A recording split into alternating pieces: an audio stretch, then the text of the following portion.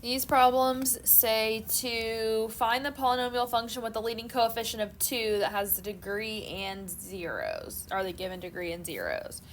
So with 28, they give us that it's degree 3, and it says that -1, 3, and -5 are zeros.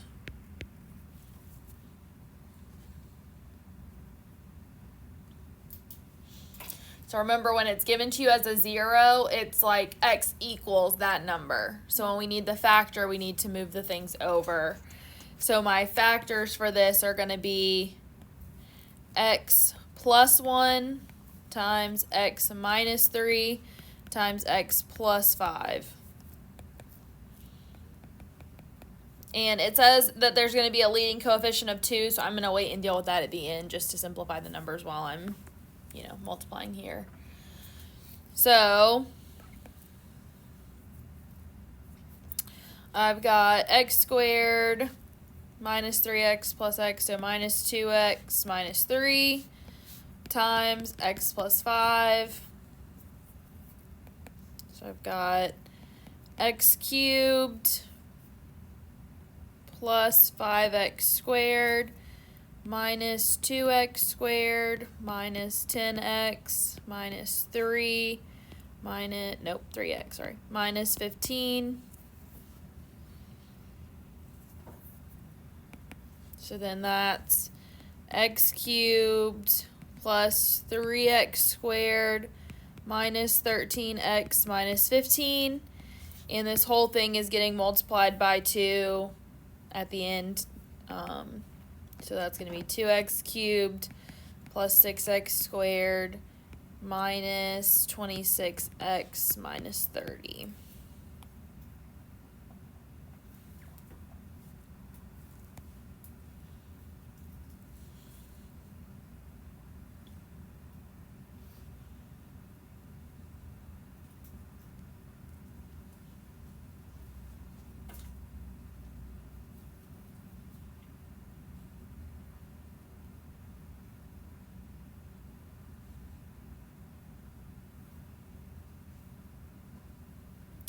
All right, the next problems you might remember briefly doing last year, but basically we're going to be given a function. We're going to know what the, well, I don't really care about the leading coefficient per se, or the constant. Well, I do care about the leading coefficient and the constant term, but I care about that because what we're doing is the factors of the constant term divided by the factors of the leading coefficient. And then basically we go through, we graph it, we pull out the numbers that look like zeros, and we check them. So it's a process, but it's what it is. All right, so 34, f of x is equal to 3x cubed minus 7x squared plus 6x minus 14.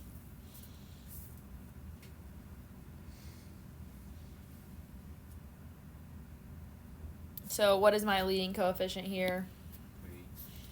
3. Leading coefficient is 3, and the constant term, or the constant, whatever. Constant coefficient, I guess, what I'm looking for, not coefficient. I don't know. Constant term. Yep. So now what I'm looking for is factors of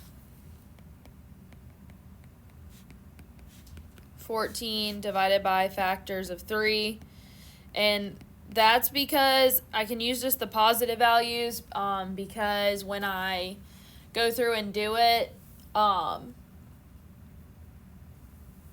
it's going to be plus or minus those numbers because we don't know what combination of them it's going to be. So factors of 14 would be what? Plus or minus? 1, 2, 7, and 14. Yep. And then factors of 3? 1 and 3. Yep.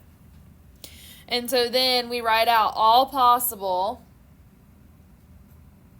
So it says to write a list of all potential rational zeros. So that would be writing all of these out. And then determine which ones, if any, are zero. So first and foremost, we've got plus or minus 1, plus or minus 2, plus or minus 7, plus or minus 14. And then we've got plus or minus 1/3, plus or minus 2/3, plus or minus 7/3, and plus or minus 14/3. And just as a reminder, we do not write things twice. So a lot of times, especially when there's like a 2 on the bottom, things end up getting like reduced down, and then that would end up being written twice, and we will not do that. So in this case, nothing reduced. But so now what you're going to do is you're going to put this into your calculator of y equals.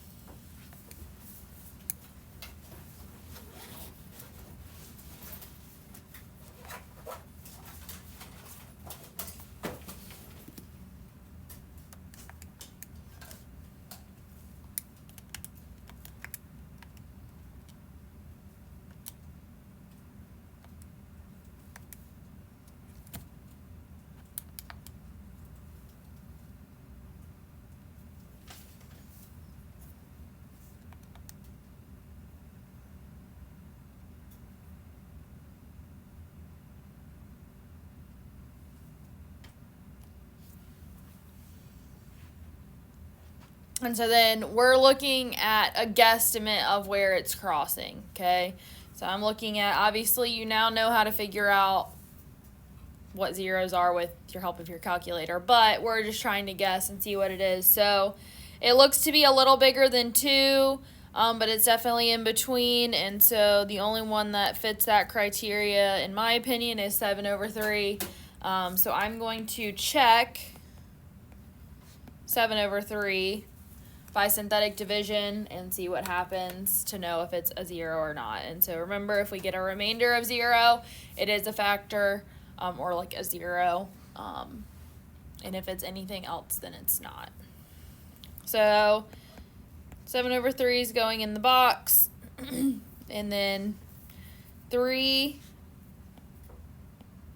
-7, 6, and -14. So bring down the 3, that's going to give you 7. 7 plus -7 is 0, so that's 0. 6 reduces nicely to 14. 14 minus 14 is 0. And so that means that 7/3 is a 0.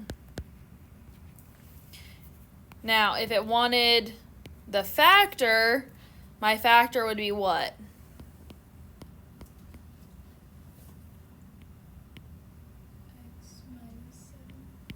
Yep, x minus 7/3 would be the factor. Now, I didn't ask for that, but when we get to stuff later, it might give you a 0 and ask you to find all the factors. Well, and it will ask you for that, but not right now.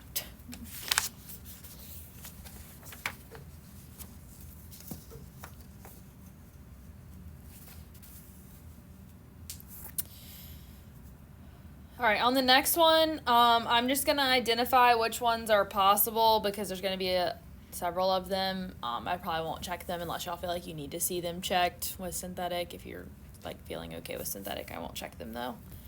Just that way y'all can have more time to work. 36, we've got f of x is equal to 6x to the 4th minus x cubed minus 6x squared minus x minus 12. And so a lot of times I won't write factors of just because it takes up too much time. So I'm looking for basically factors of 12 over factors of 6. So what are the factors of 12? And you don't have to say plus or minus. I'll just naturally write it.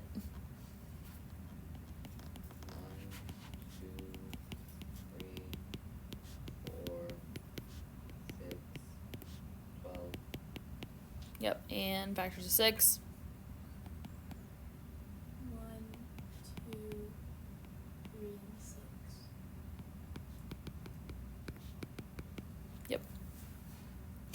So this is one where I'm going to write all the whole numbers first, and then as I do the fractions, more than likely, I'm going to end up reducing down a lot. So I've got 1, 2, 3, 4, 6, 12, and they're all plus or minus. And then I've got, now doing this stuff over 2, I've got 1/2, I've got 1/3, and I've got 1/6.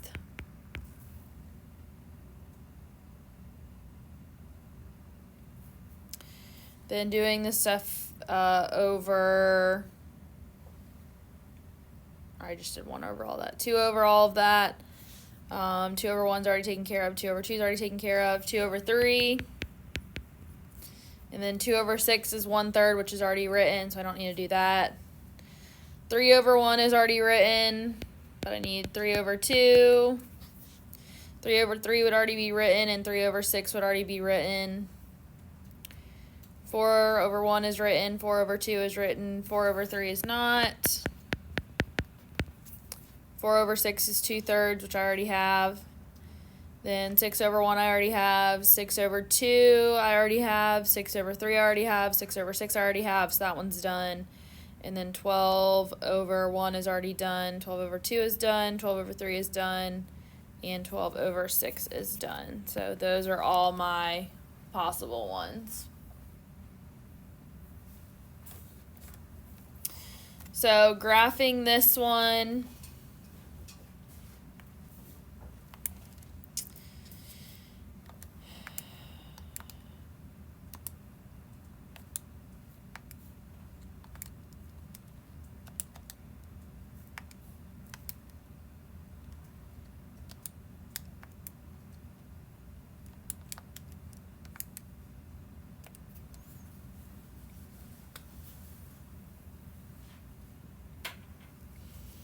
now, when you have fractions, sometimes it's kind of hard to tell what numbers it could be, especially when it's an in-between value.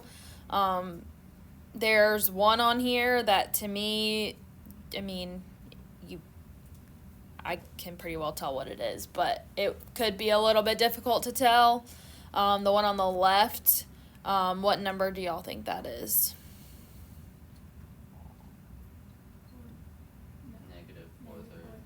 -4/3.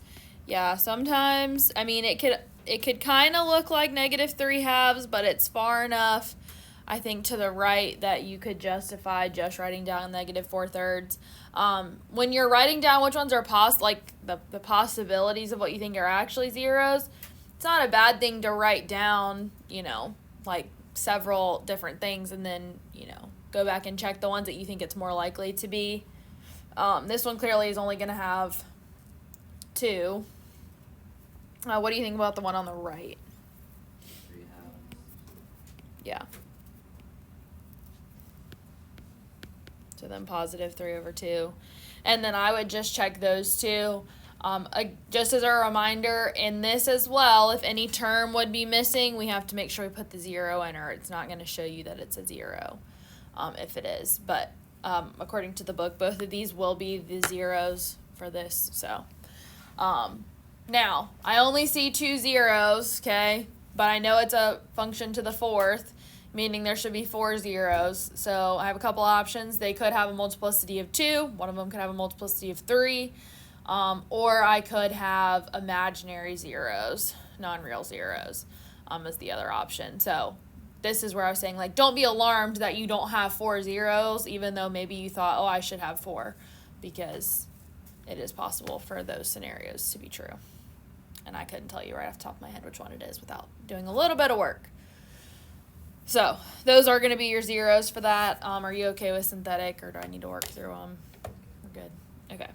And just one thing, if I did work through them, since there are 2 of them, once you find one, you can use that reduced equation to reduce down and use to find the other one. You don't have to use this original both times. But yeah. All right, the last 2 problems, they come out of 2 different sections, but one says use synthetic division to prove that the number k is an upper bound for the real zeros of the function f, And then 41 through 44 says to use synthetic division to prove that the number k is a lower bound for the real zeros of the function of f. So basically, if the signs are all positive or all the same, I can't remember. Find it. Find where it's written.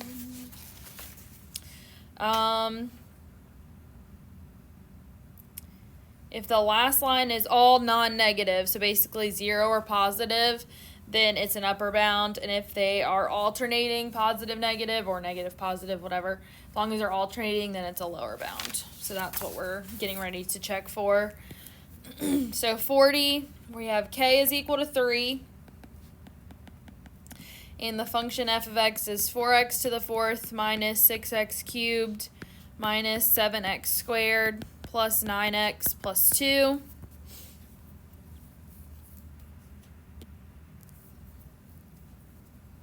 So the number that's going in the box is 3. We copy that down exactly. I have no missing terms, so I'm just going to use the numbers. So 4, negative 6, negative 7, 9, and 2. And then I'm just going to run synthetic. 4, it's 12, 6, it's 18, 11, it's 33, 42, oh goodness, 6, 126, so that's 128. So these are all greater than or equal to 0, so they're all non-zero or non-negative, so that means that 3 is an upper bound.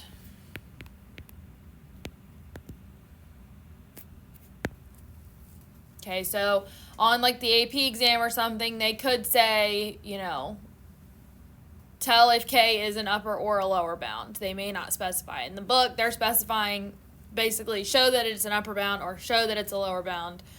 You may, you know, so you need to make sure you know the difference in those, you know, when that rolls around.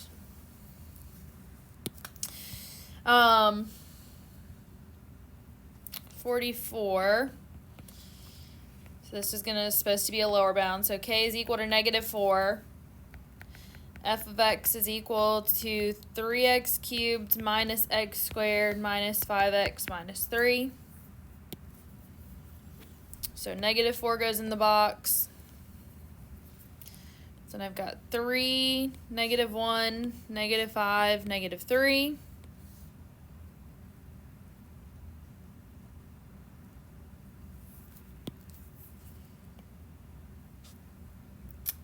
So bring it down, we've got a 3, negative 12, negative 13, 52, 47, I think it's negative 188. okay, thanks. I was about to write 128 and I knew that was wrong. And then negative 191. So positive, negative, positive, negative. So these are alternating. So negative 4 is a lower bound.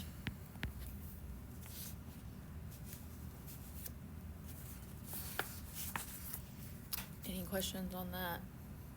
I know most of this we've done before. It's just been a while. Usually it clicks a little better the second time through. So what's the mean by bound?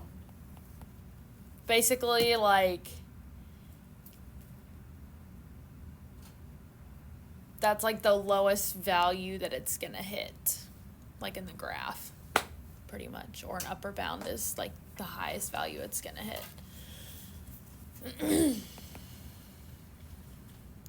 7, 9, 13, 17, 19, 21. That seems excessive. Let me see what that is.